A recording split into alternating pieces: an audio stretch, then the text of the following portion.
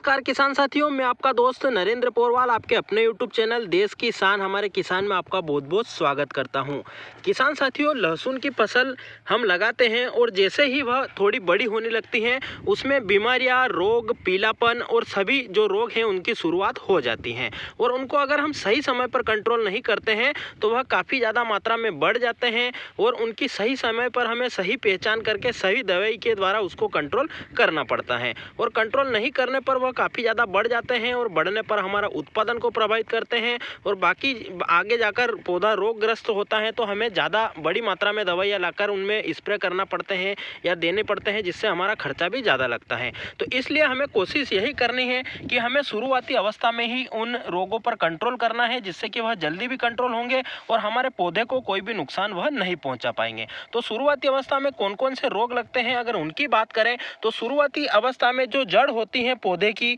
उसके ऊपर बारीक से जो कीड़े होते हैं वह भी नुकसान करते हैं, जिन्हें कि हम सूत्रकृमि या जो बारीक कीड़े जो जमीन की जड़ों में या लहसुन की जड़ों में होते हैं। और दूसरा होता है जो बड़े व्हाइट ग्रब कीड़े होते हैं जो जमीन में ही होते हैं, और गोबर के कीड़े भी हम जिन्हें कहते हैं, वह भी काफ़ी ज़्यादा मात्रा में जड़ों को काटते हैं और लहसुन की फसल को काफ़ी ज़्यादा वह नुकसान पहुंचाते हैं। तो ये दो रोग होते हैं। और तीसरा रोग होता है फंगस का, क्योंकि इस समय शुरुआती अवस्था में क्या होता है कि मौसम में लगातार परिवर्तन तापमान में होता है। दिन का तापमान अधिक होता है जबकि रात का तापमान एकदम से इस समय गिरने लगता है। और हम शुरुआती अवस्था में लहसुन की फसल में सिंचाई भी अधिक करते हैं, जो कि करना भी जरूरी है, क्योंकि लहसुन की फसल को उगने के लिए शुरुआती अवस्था में अधिक सिंचाई की आवश्यकता होती है, जो कि हम 10 से 12 दिन के अंतराल पर ही करते रहते हैं। उसके कारण से जमीन में नमी होने के कारण, अधिक नमी होने के कारण और वातावरण में लगातार दिन रात के टेम्परेचर में काफ़ी अधिक अंतर होने के कारण जो है हमारी फसल में शुरुआती अवस्था में जो फंगस की समस्या भी देखने को मिलती है, जिससे कि हल्का पीलापन भी देखने को मिलता है और पौधा लटका हुआ देखने को मिलता है। और साथ में जो कीड़े की समस्या है, दो समस्याएं देखने को मिलती हैं। तो आज इस जो समस्या हमने दोनों बताई है, या कीड़ों की समस्या और फंगस की समस्या है, जो रोग बताए हैं, उनके जो निदान या कौन कौन सी दवाइयों के द्वारा इन्हें कंट्रोल करना है, किस तरीके से, कितनी मात्रा में, किस समय हमें वह दवाई उपयोग में लेना है, उसकी पूरी जानकारी इस वीडियो में देने वाले हैं, जिससे कि आप उनका उपयोग करके सही समय पर उपयोग करके कम खर्चे में जो लहसुन की फसल को रोग मुक्त और निरोग रख सकते हो। तो पूरी जानकारी के लिए आप वीडियो को पूरा अंत तक जरूर देखिए, जिससे आपको पूरी जानकारी समझ में आए। हमारी मेहनत, हमारे बताने का तरीका और हमारी जानकारी आपको पसंद आए तो आपका प्यार हम तक पहुँचाने के लिए आप वीडियो को लाइक जरूर करें और ज़्यादा से ज़्यादा किसान भाइयों तक जानकारी पहुंचाने के लिए व्हाट्सएप, फेसबुक और अन्य सोशल मीडिया प्लेटफॉर्म्स पर ज़्यादा से ज़्यादा मात्रा में शेयर भी जरूर करें, जिससे वह भी इस जानकारी का लाभ ले सकेंगे और हमारी मेहनत सफल होगी। और खेती से संबंधित, मंडी भाव से संबंधित और किसानों से जुड़े हर एक मुद्दे की जानकारी के साथ साथ गेहूं, चना, अलसी, सरसों, मटर, प्याज, लहसुन की खेती, प्याज लहसुन के भंडारण और मंडी भाव तक की सभी जानकारी जल्दी से जल्दी प्राप्त करने के लिए चैनल को लाल बटन दबाकर सब्सक्राइब करें और पास में लगा घंटी का बटन भी जरूर दबा दें, जिससे कि हम जो भी जानकारी डालेंगे वह बिना देरी के आप तक जल्दी से जल्दी पहुंच जाएगी। तो आइए जानकारी शुरू करते हैं।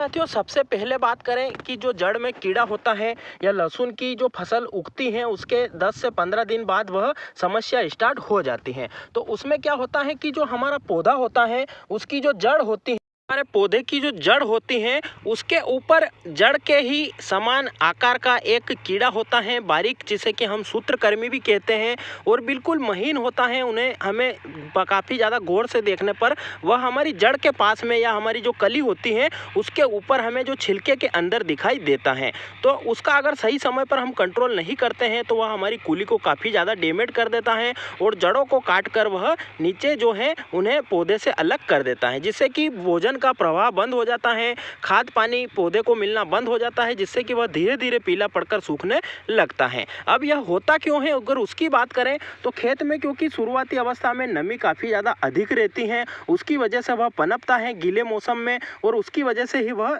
काफ़ी ज़्यादा मात्रा में हमारे खेतों में दिखाई देता है। तो उसका भी उपाय बताएंगे। साथ ही साथ एक जो गोबर का कीड़ा या व्हाइट ग्रब की समस्या काफ़ी ज़्यादा इलाकों में होती है, यह सभी जगह तो नहीं होता है पर कुछ जगहों पर ऐसी मात्रा में होता है कि फसलों को नष्ट कर सकता है। तो अगर आपके वहाँ पर बड़ा कीड़ा या बारीक सूत्रकृमि कीड़ा दिख रहा है तो आपको जड़ को खोदकर इस प्रकार से देखना है, आपको पौधे के आसपास या जमीन में दिख जाएगा या कली के ऊपर छिलके के अंदर दिख जाएगा। तो अगर आपके पास जो लहसुन उखाड़ कर आपने देखी है उसके अंदर भी वह कीड़े की समस्या आपको लग रही है, तो फिर आपको जब आप सिंचाई कर रहे हो, यानी कि आप इस समय तक दूसरी या तीसरी सिंचाई करने वाले होंगे, तो सिंचाई के पहले आपको जो फिप्रोनिल की मात्रा होती है जो कि 0.03% जीआर फॉर्म में होता है, जो कि रीजेंट के नाम से भी मिलता है आपको मार्केट में, या बहुत सारी ऐसी कंपनियां बना रही हैं जिसमें कि आपको देखना है कि फिप्रोनिल 0.03% जो होता है उसकी 4 किलो प्रति एकड़ के हिसाब से मात्रा लेकर खाद में या रेत में मिलाकर आपको सिंचाई से पहले अपने खेत में उड़ा देना है और तत्काल उसमें सिंचाई कर देना है, जिससे कि वह मिट्टी में पूरी तरह से सतह में वो दवाई फैल जाएगी और जो आपके जड़ के अंदर, जड़ तंत्र के अंदर जो कीड़ा लगा हुआ है या व्हाइट ग्रब लगा हुआ है या सूत्रकृमि लगा हुआ है, किसी भी प्रकार का जड़ों को नुकसान पहुंचाने वाला कीड़ा होता है, वह समाप्त हो जाएगा। आप फिप्रोनिल की जगह एक अडामा कंपनी का निमिटोज के नाम से होता है जिसमें कि निमोटिसाइड होता है, वह भी ले सकते हो, उससे भी वह सूत्रकृमि कंट्रोल हो सकते हैं। उसकी मात्रा भी आपको 3 से 4 किलो प्रति एकड़ लेनी है। ज़्यादा समस्या होने पर आप थोड़ी मात्रा कम ज़्यादा भी कर सकते हो, तो वह ले सकते हो। उसके बाद तीसरा उपाय इसका है क्लोरपाइरीफॉस 50% EC। क्लोरपाइरीफॉस भी कीटनाशक होता है और जड़ के कीड़ों के लिए काफ़ी ज़्यादा वह माहिर होता है। तो आप सिंचाई के साथ में ड्रेंचिंग के माध्यम से या खाद में मिलाकर हाथों हाथ सिंचाई कर सकते हो, जिससे कि वह समस्या खत्म हो जाएगी। तो कीड़ों के लिए जो हमने 3 टेक्निकल बताए हैं, एक तो फिप्रोनिल, एक निमिटोज और एक जो होता है अपना क्लोरपाइरीफॉस, इन तीनों में से आप कोई सी भी मात्रा ले सकते हो। अब बात करें क्लोरपाइरीफॉस की कितनी मात्रा लेनी है, तो 250 ml से लेकर 300 ml प्रति बीघा या जो है 400 से 500 ml प्रति एकड़ के हिसाब से इसकी मात्रा लेकर आपको सिंचाई के समय पानी के साथ ड्रेंचिंग या पानी के साथ चलाकर आप उसे साथ में मिला सकते हो, या खाद जो अपन यूरिया या DAP जो भी मात्रा दे रहे हैं या रेत के साथ मिलाकर भी हम खेतों में भुरकाव करके सिंचाई कर सकते हैं, जिससे कि हमारी जो कीड़ों की समस्या है वह बिल्कुल समाप्त हो जाएगी और लंबे समय तक इसका आपको नियंत्रण देखने को मिलेगा। बार बार आपको इस दवाई का उपयोग नहीं करना पड़ेगा। अब ये तो बात हो गई कीड़ों की, आपको समझ में भी आ गई होगी। अगर कोई दिक्कत या परेशानी या सवाल आपके मन में फिर भी उठ रहे हैं तो आप कमेंट जरूर कर सकते हो। अब बात करें फंगस की, तो फंगस के लिए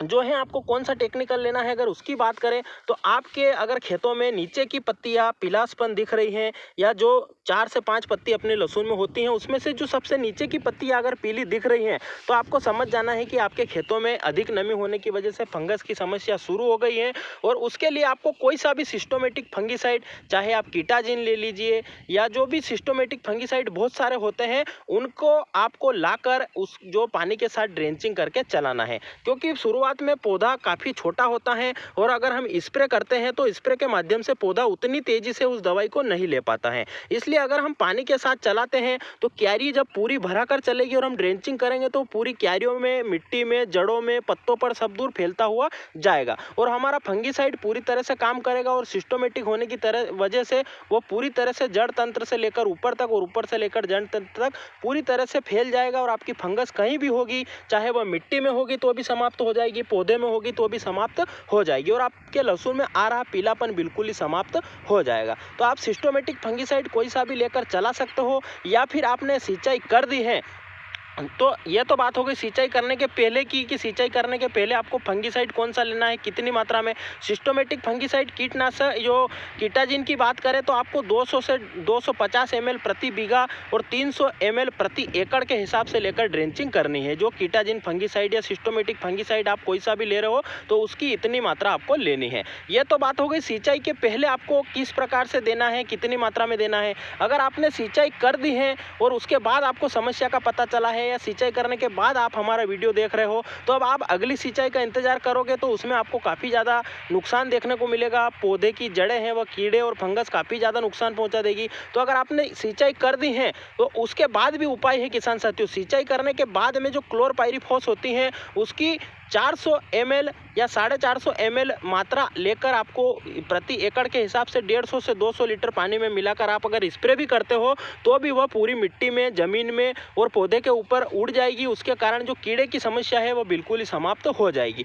पर इसके लिए आपकी जो मिट्टी है उसमें नमी होना काफ़ी आवश्यक है, तो उस वजह से वो क्लोरपाइरीफॉस आप स्प्रे भी कर सकते हो। अब बात करें फंगस की या फंगीसाइड की, तो कोई सा भी सिस्टोमेटिक फंगीसाइड लेकर आप चाहे रेडोमिल गोल्ड ले लीजिए या धानुका कंपनी की कोनिका ले लीजिए या जो अडामा कंपनी की सिस्कोन है, या ऐसे कई सारे सिस्टोमेटिक प्लस कॉन्टेक्स फंगीसाइड होते हैं, उनका आप स्प्रे भी कर सकते हो। अगर आपने सिंचाई के पहले वह हमने जो उपाय बताए हैं वह करने से रह गए हैं या अब आप जानकारी देख रहे हो, तो आप अभी सिंचाई करने के बाद में स्प्रे भी कोई सा भी सिस्टोमेटिक प्लस कॉन्टेक्स फंगीसाइड लेकर स्प्रे कर सकते हो, जिससे कि आपकी जो फंगस की समस्या है वह भी खत्म हो जाएगी और साथ में जो कीड़ों की समस्या है वह भी लंबे समय के लिए नियंत्रित हो जाएगी। और आपकी फसल की जो शुरुआती अवस्था में ये जो 2 रोग लगते हैं उसके कारण फसल पीलापन पे आती है, तो वह भी समाप्त हो जाएगी और आपको काफ़ी अच्छा उत्पादन मिलने की संभावना पूरी प्रबल हो जाएगी। तो किसान साथियों, यह थी लहसुन की फसल में कीड़े प्लस जो सूत्रकृमि होते हैं प्लस जो गोबर के कीड़े होते हैं या जिन्हें व्हाइट ग्रब बोलते हैं, उनकी और फंगस की समस्या से संपूर्ण निजात दिलाने की यह जानकारी आपको कैसी लगी, जिसमें कि हमने पूरा प्रैक्टिकल बारीकी से आपको बताया है कि सिंचाई के पहले आपको क्या करना है, सिंचाई के बाद क्या करना है, कौन सी दवाई कितनी मात्रा में कब डालनी है, उसकी संपूर्ण जानकारी देने का प्रयास हमने किया है। आपको जानकारी कैसी लगी कमेंट में जरूर बताएं। अगर आपने वीडियो को पूरा देखा है तो जय हिंद कमेंट जरूर करें, जिससे हमें पता चल सके कि कौन कौन किसान भाई हमारी जानकारी को पूरा अंत तक देखते हैं। और आपके कोई सवाल या सुझाव हो तो आप वह भी कमेंट जरूर करें, जिससे हम आपके सवालों के जवाब भी देंगे। आपके कुछ सुझाव होंगे तो वह भी ज़्यादा से ज़्यादा किसान भाइयों तक हम पहुँचाने का प्रयास करेंगे। और चैनल पर खेती से संबंधित, मंडी भाव से संबंधित और भी कई सारे वीडियो डाल रखे हैं, वह भी जाकर देखें, उन्हें भी लाइक करें, शेयर करें और चैनल को सब्सक्राइब जरूर करें। फिर मिलते हैं नई जानकारी के साथ नए वीडियो में, तब तक के लिए जय हिंद, जय भारत, वंदे मातरम।